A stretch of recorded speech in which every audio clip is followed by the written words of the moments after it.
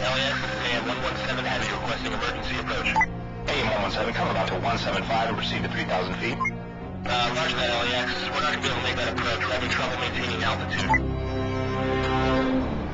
Shaping up to be a rough commute out there today. Watch for an accident on the 101 near Sherman Way. And we're just getting word that the 405 southbound has been shut down completely. Looks like some sort of police activity's got it cleared for a 2-mile stretch from the 118 all the way up to Victory. As soon as we get more information, we'll let you know. But in the meantime, we'll get you through with another 40 minutes of your favorite hits on KKTV.